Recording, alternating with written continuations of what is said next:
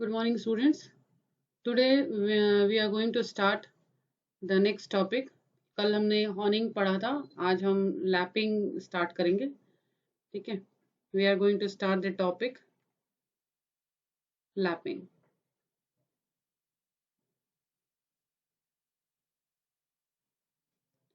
Lapping भी एक तरह का, लैपिंग, हॉर्निंग, सुपर फिनिशिंग, ये कुछ ऐसे प्रोसेस हैं जो हमको हम इस्तेमाल करते हैं फिनिशिंग, गुड सरफेस फिनिशिंग पाने के लिए. ये सारे जो प्रोसेस होते हैं ये सरफेस फिनिशिंग ऑपरेशन है.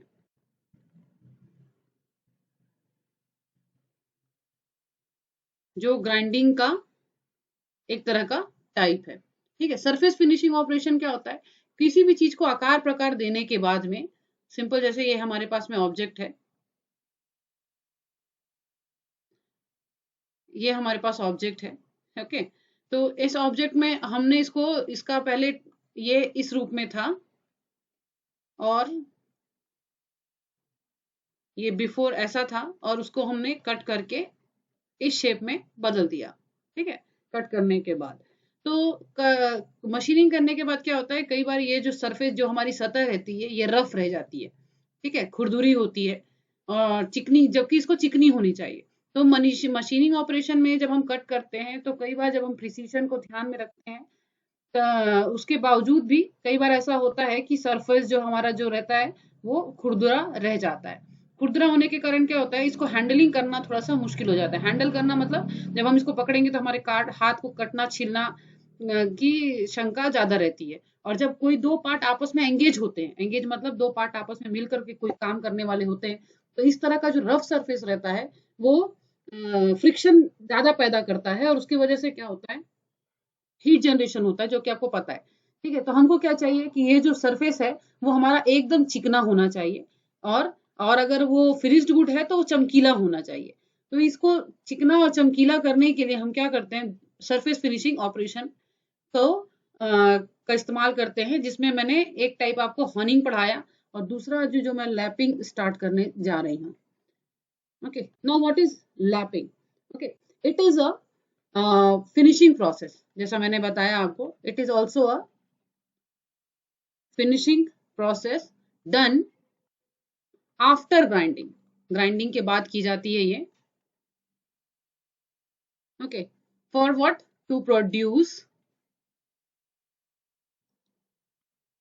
exceptionally high degree of accuracy. High degree of accuracy and finish. ठीक है. बहुत ज्यादा एक्यूरेट प्रोसेस करने के लिए और फिनिश बहुत ज्यादा अच्छा होने के लिए हम लैपिंग प्रोसेस का इस्तेमाल करते हैं. ठीक है. What happen in this process? A layer of fine abrasive material, abrasive particles, usually suspended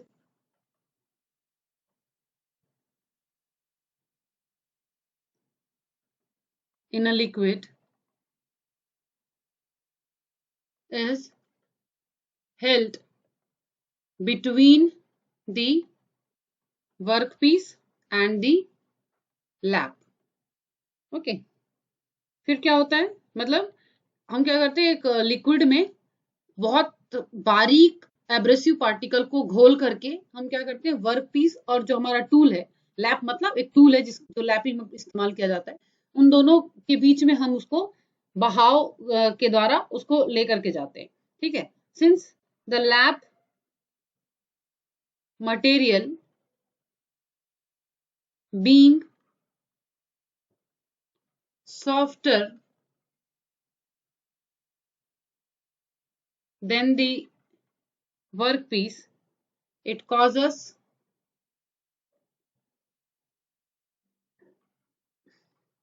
abrasive grains to get embedded on the lap surface when pressure is applied. Okay क्या होता है, abrasive और लैप के बीच में जो हमारा tool है दोनों के बीच में, सॉरी वर्क पीस और लैप के बीच में एक एब्रेसिव पार्टिकल का घोल बना करके लिक्विड में हम उसको डालते हैं। ठीक है, तो जो लैप होता है वो हमारा काफी सॉफ्ट मटेरियल होता है, किसकी तुलना में, वर्क पीस की तुलना में। तो क्या होता है, जो एब्रेसिव ग्रेन रहते हैं वो जाकर के लैप टूल में चिपक जाते हैं जब भी हम उसमें दबाव बनाते हैं। जब चिपक जाते हैं तो इस दौरान वो क्या करते हैं, चिपक करके खुरदुरा सरफेस बनाते हैं जिसका एकदम बारीक, ठीक है, जिसके कारण एकदम बारीक जो लेयर होती है वर्क पीस के ऊपर की वो घिसनी शुरू हो जाती है, जिससे उसमें काफी अच्छी चमक आ जाती है। ठीक है, तो जो तो क्या होता है, दीज ग्रेन्स जो मैंने अभी आपको बताया, these grains cut the work because of variation in size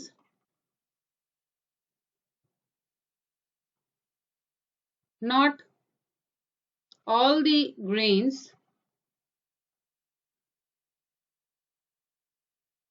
embedded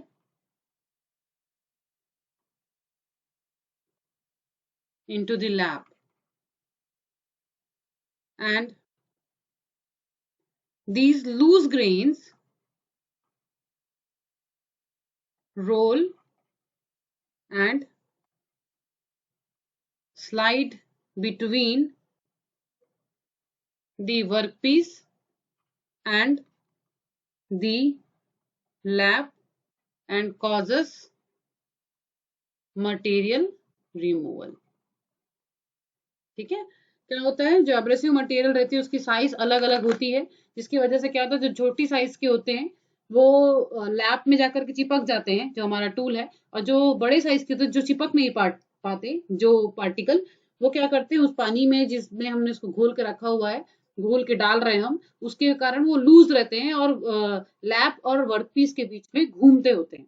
ठीक है, घूमते रहते हैं, तो उसकी वजह से क्या होता है कि जो मटेरियल है उसमें घिसाव होना शुरू हो जाता है। एक वीडियो मैंने यूट्यूब से निकाल के रखा हुआ है, मैं आपको दिखाती हूँ यहाँ पर।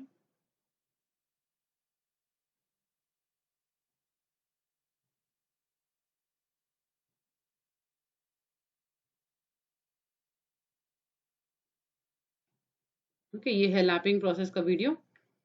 ये यूट्यूब में सारे वीडियोस अवेलेबल हैं, अगर आप लोग को समझ में नहीं आता है तो आप लोग फिर से देखा कीजिए उसको। ठीक है, ये हमारा टूल है। ठीक है,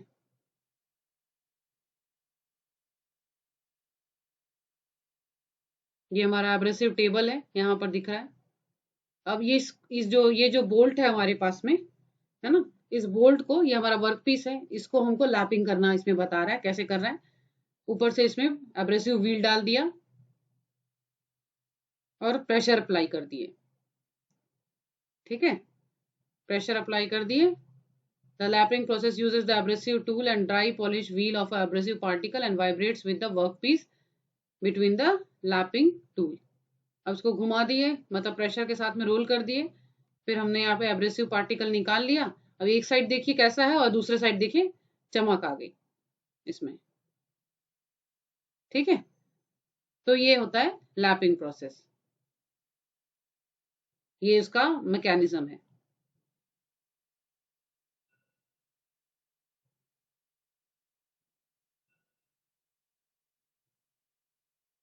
ये भी एक प्रकार का लैपिंग है, देखिए ये जो हो रहा है। और जैसा मैंने बताया कि लिक्विड में घोल करके भी अपन डाल सकते हैं, वो भी एक प्रकार का लैपिंग है। देखिए यहाँ पे लिक्विड डाला जा रहा है, ये देखिए,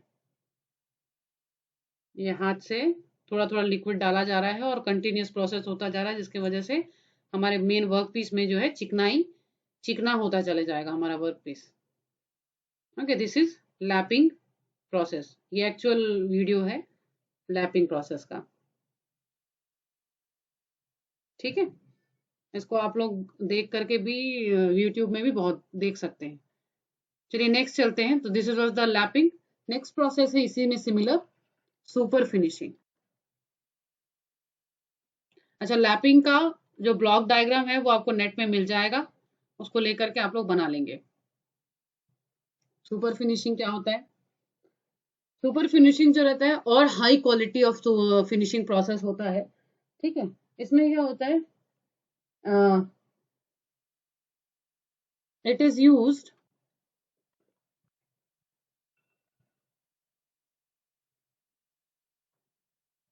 in surface finishing of cylindrical,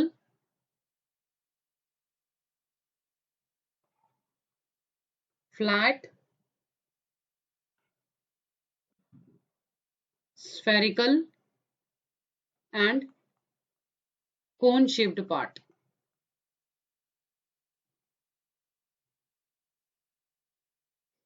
Okay, it is used for producing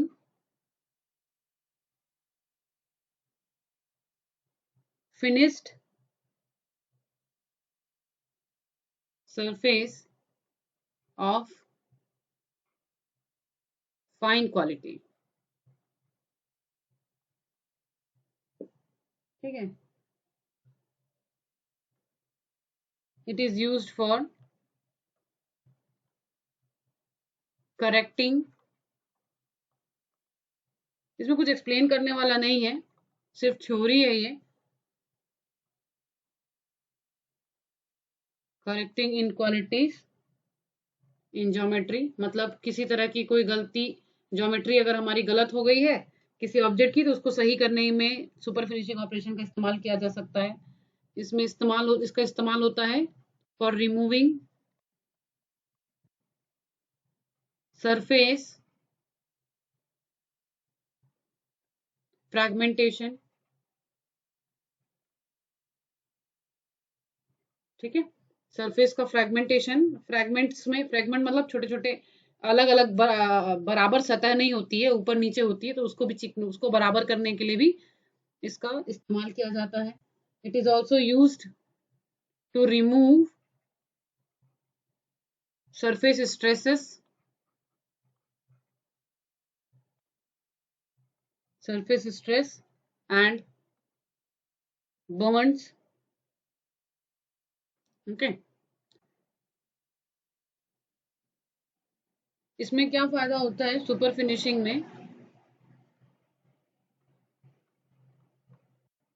इतनी सारी क्वालिटीज होने की वजह से सुपर फिनिशिंग में क्या होता है, it produces, super finishing process produces a high wear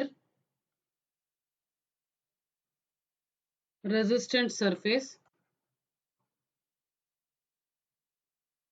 on any object which is symmetrical।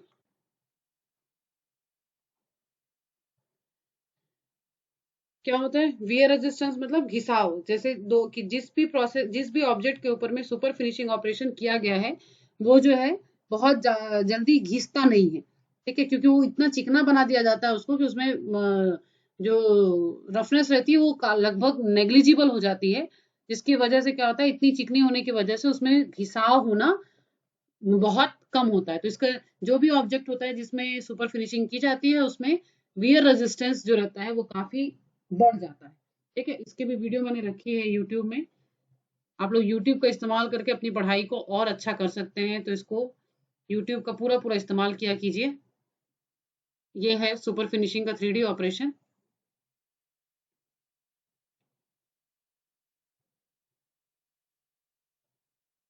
ये देखिए, ये माइक्रो फाइबर्स इसको बोलते हैं, ठीक है। ये एब्रेसिव बेल्ट है, माइक्रो फाइबर्स एकदम फाइन एब्रेसिव का बेल्ट बनाया हुआ है, ओके। जस्ट अ मिनट, ये बफरिंग कर रहा है।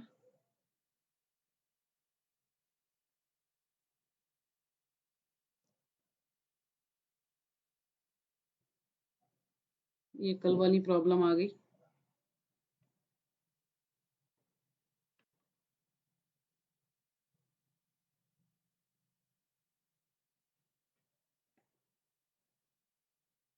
ओके, ये एब्रेसिव का बना हुआ बेल्ट है, ये वर्क पीस है हमारा। ये बेल्ट को गाइड करने के लिए यहाँ पर टूल लगा हुआ है। In super finishing operation a belt coated with a abrasive materials runs over the surface. Okay, देखिए पहले कैसा था, अब सरफेस खुरदुरा, और जब इस बेल्ट से घिसाव लगातार किया गया तो यहाँ पर ये काफी चिकना हो गया। ठीक है, ये एक दूसरा वीडियो सरफेस फिनिशिंग प्रोसेस का।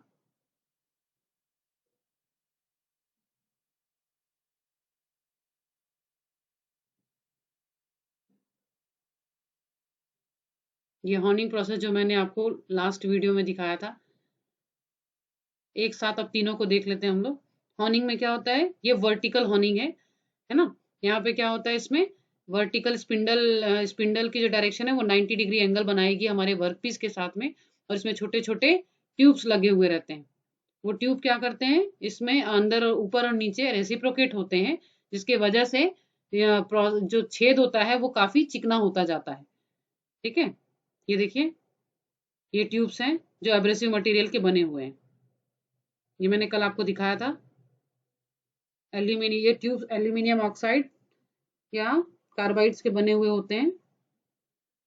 किसी भी एब्रेसिव मटेरियल का बना हुआ हो सकता है, हमारी आवश्यकता अनुसार हम इसको कर सकते हैं। इस प्रोसेस को जो ऊपर नीचे जा रहा है इसको हम कहते हैं रेसिप्रोकेटिंग प्रोसेस, और इसमें हम लगातार कूलेंट को डालते रहते हैं ताकि ये जाम ना हो। जो भी पाउडर फॉर्म में जो वर्क पीस का मटेरियल निकल रहा है वो बाहर आ जाए। ठीक है, इसकी बहाव की वजह से। कुल देखिए यहाँ लिख रहा है, coolants are essential for the operation in this process to flush away small chips and keep temperatures uniform.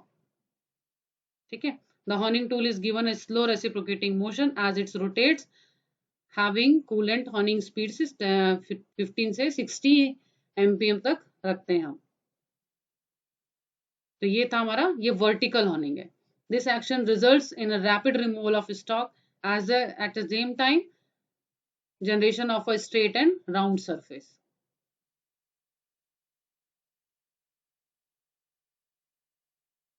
Internal end holes को भी काम करना, ऑटोमोबाइल्स के सिलेंडर्स को भी काम को घिसने के भी काम आता है ये हॉर्निंग टूल। ठीक है, ये छोटे छोटे एब्रेसिव के प्लेट्स लगे हुए हैं। ठीक है, इसको हॉर्न कहते हैं, हॉर्न। जो हॉर्निंग में इस्तेमाल किए जाने वाले टूल को कहते हैं हॉर्न।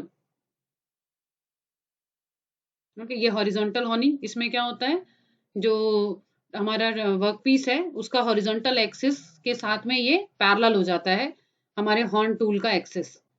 ठीक है, ये हॉरिजॉन्टल एक्सिस है हमारे वर्क पीस का, उसके साथ में ये पैरेलल हो गया हॉर्न टूल का एक्सिस, और इस तरह से उसमें रिमूवल होता है। ठीक है, प्रोसेस आगे पीछे हॉर्न टूल का इस्तेमाल करते हैं, तो इसको हम कहते हैं हॉरिजॉन्टल हॉर्निंग। वर्टिकल हॉर्निंग में क्या होगा, जो वर्टिकल एक्सिस है हमारे टूल हमारे वर्क पीस की, उसके साथ पैरेलल हो जाएगा और 90 डिग्री बनाएगा हॉरिजॉन्टल एक्सिस के साथ में। ठीक है, तो ये हॉर्न है। ये इसमें इस तरह से स्प्रिंग्स लगे हुए होते हैं। The movement of the abrasive with respect to the workpiece bore generates a helical pattern with characteristics cross-hatch angle determined by the relative spindle and stroke speeds used. ठीक है, ये ऊपर नीचे हो रहा है और उसको फिनिशिंग ऑपरेशन को खत्म कर रहा है। ये लैपिंग जो मैंने अभी आपको दिखाई थी,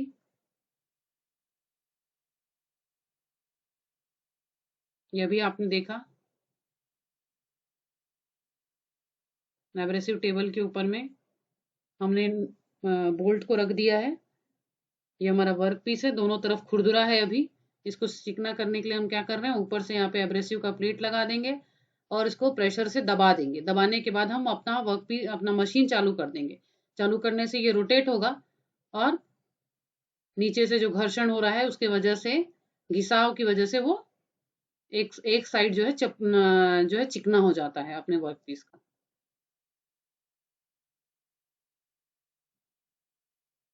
तीनों में अंतर, तीनों हॉर्निंग, लैपिंग और सुपर फिनिशिंग में आपको इस वीडियो की मदद से अंतर करने में आसानी होगी।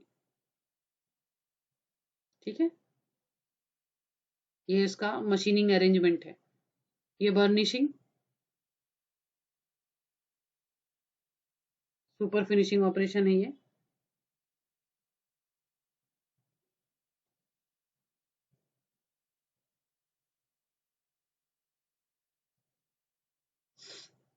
प्लास्टिक डिफॉर्मेशन का इस्तेमाल होता है इसमें। ये हमारा वर्क पीस है, ये बर्निशिंग टूल है, ये बर्निशिंग टूल है। Finish surface on the turn or bored metal surface by performing a continuous planetary motion rotation of a hardened roll. ये स्पिंडल घूम रहा है, हमारा वर्क पीस स्पिंडल में फंसा हुआ है ना। और ये जो डिफॉर्मेशन है, इसमें प्लास्टिक डिफॉर्मेशन होती है।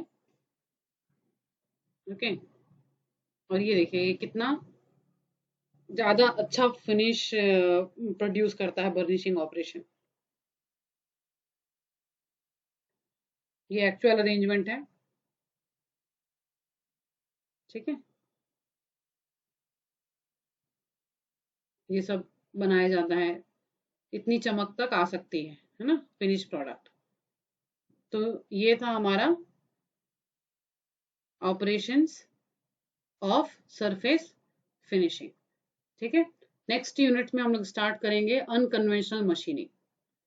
इसके ब्लॉक डायग्राम आप लोग बना लेंगे, इसके एडवांटेजेस और डिसएडवांटेजेस आप लोग का होमवर्क रहेगा, आप लोग इसको करके देना, एडवांटेज एंड डिसएडवांटेज, ठीक है, सारे प्रोसेसेस का। Okay, thank you all of you.